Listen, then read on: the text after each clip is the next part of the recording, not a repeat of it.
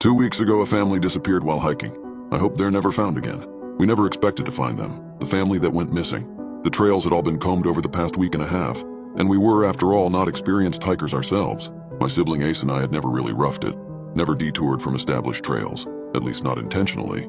Somewhere in the pines, the official trail markings vanished.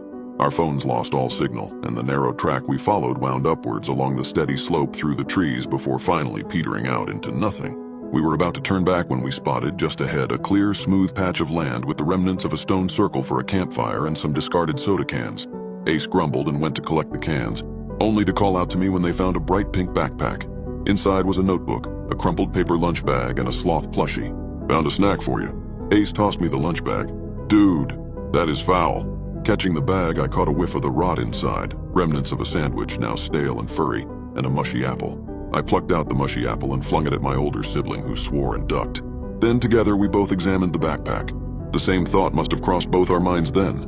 What if the backpack belonged to the family that went missing? We'd strayed off the path.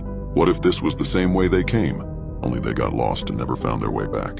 According to the news, the family, parents Patty and Joel, their daughter Emily, and Patty's brother Mike, all went missing during what was meant to be an overnight backpacking trip. Witnesses saw them park their car at the trailhead and hike into the crisscrossing, well-worn trails of the pines. That was over a week ago. Now I squeezed the sloth plushie, its fur matted from being cuddled so long. Could this have been the daughters?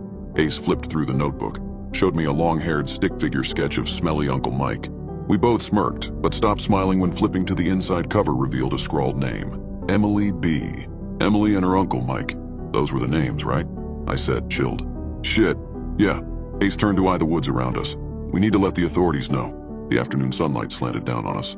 There were no other traces of the family around the campsite. They'd clearly packed up and trekked on from here, but which direction? I scoped out the woods, wandering further out. Something pink fluttered in the distance. "Rowan, don't get lost," Ace called. I clambered up through the bramble and over dead leaves and snatched up the pink fabric, caught on a fallen trunk. "It's a girl's sweater!" I hollered. Nearby, a trail wound up the slope. Ace's lanky figure remained rooted far below for several moments. Then they riffled in their bag and wrapped some blue tape around a branch by the campsite.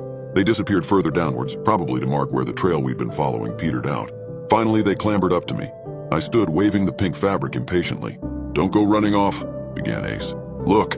I turned the collar of the sweater inside out to show the tag on which was written in Sharpie, Emily B. "It looks like there's a trail that goes up that way," I added, pointing along the slope. "That's not the way we came from, though." Ace squinted up the slope and then back toward the campsite. "We're way off track." They tore another piece of blue tape from the roll and added it to a branch nearby. "We have to find them," I began. "We could get just as lost as they are." "Ace, we can't abandon them." "Rowan,